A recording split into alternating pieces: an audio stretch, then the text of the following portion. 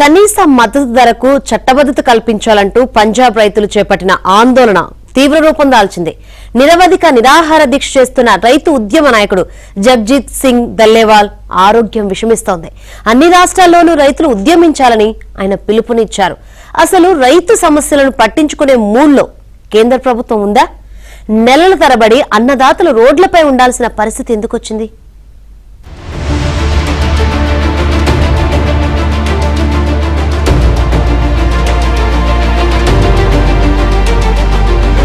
కిసాన్ మహాపంచాయత్తో పంజాబ్లోని సంగ్రూర్ జిల్లా దద్దరిల్లిపోయింది. కనీస మద్దతు ధరకు చట్టబద్ధత సాధించేందుకు అన్ని రాష్ట్రాల రైతులు పోరాటం చేయాలని ఉద్యమకారుడు జగ్జీత్ సింగ్ దల్లేవాలా పిలుపునిచ్చారు. పంటలకు ఎంఆర్పీ అనేది పంజాబ్కు మాత్రమే కాకుండా దేశానికంతటికీ అవసరమేనన్నారు. కేవలం పంజాబ్ చేస్తున్న పోరాటం కాదని దేశం యావత్తు నిర్వహిస్తున్న సంగ్రామం అన్న సందేశం కేంద్ర ప్రభుత్వానికి చేరేలా పనిచేయాలని రైతులు కోరారు. 70 ఏళ్ల దల్లేవాల్ స్ట్రెచర్ పై పడుకుని ఉన్న స్థితిలో వేదికపై నుంచి మాట్లాడారు. ఆయన చేపట్టిన నిరవధిక నిరసన 40 రోజులు దాటింది. ఆయన ఆరోగ్యం విషమిస్తోంది.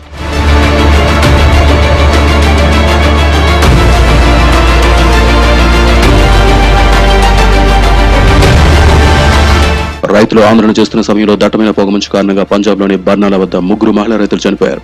వీరు వస్తున్న బస్సు పొగమంచు కారణంగా ప్రమాదానికి గురైంది. రైతులు చేస్తున్న ఆందోళనకు పంజాబ్, హర్యానా రాష్ట్రాల్లో మద్దతు వస్తోంది. ముందు జాగ్రత్తగా పంజాబ్, హర్యానా నుంచి రైతులు ఢిల్లీ రాకుండా కట్టుదిట్టమైన ఏర్పాట్లు చేశారు. రైతు సమస్యను పరిష్కరించే ఆలోచన ప్రభుత్వానికి లేదన్న వాదన వినిపిస్తోంది. వీరితో కేంద్రం చర్చలు జరపడం లేదు. త్వరలోనే మళ్లీ ఢిల్లీని ముట్టడిస్తామంటున్నారు అన్నదాతలు. దేశంలో దాదాపు 700 రైతు సంఘాలున్నాయని, అవన్నీ తమకు సపోర్ట్ చేస్తున్నాయని అంటున్నారు పంజాబ్ రైతులు.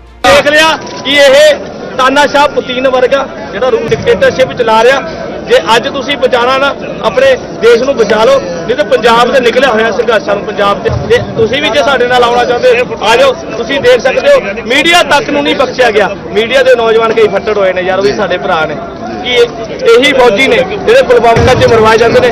ਅੱਜ ਉਹ ਮੋਦੀ ਵਰਗੇ ਤੇ ਥੱਲੇ ਲੱਗ ਕੇ ਸਾਡੇ ਤੇ ਗੋਲੀਆਂ ਦਾਗੀਆਂ ਜਾ ਰਹੀਆਂ ਨੇ.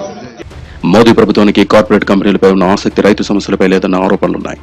రైతులు పండించిన పంటలకు ఎంఎస్పీకి చట్టబద్ధ హామీతో పాటు భూసేకరణ చట్టం 2013ని అమలు చేయాలంటున్నారు రైతులు.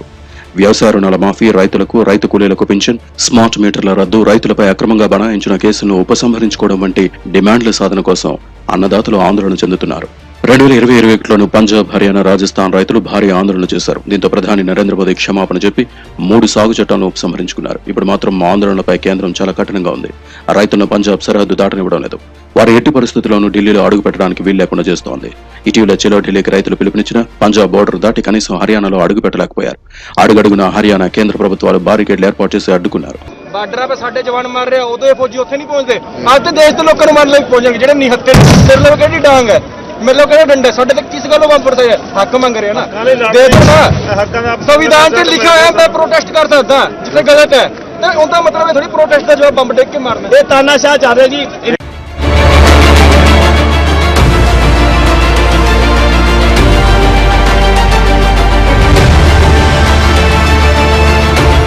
హర్యానాలోనూ బీజేపీ ప్రభుత్వమే ఉంది. కేంద్రంలోనూ దానిదే అధికారం. అయితే రైతు సమస్యను పరిష్కరించడం కన్నా వారిని అణచివేసేందుకే 2 ప్రభుత్వాలు ప్రయత్నిస్తున్నాయి. ప్రభుత్వం భూసేకరణ చేస్తే తగిన పరిహారం తమకు చెల్లించాలని రైతులు డిమాండ్ చేస్తున్నారు. 2021 ఆందోళనలో 700 మంది రైతులు మరణించినా వారి డిమాండ్లు మాత్రం ప్రభుత్వం తీర్చలేదు. రుణ విష వలయంలో రైతులు చిక్కుకున్నారని, కార్పొరేట్ కంపెనీలకు చేసినట్లే తమకు రుణమాఫీ చేయాలని అంటున్నారు. ఇందుకోసం Punjab rail roko, tractor March ఆందోళనలు చేశారు.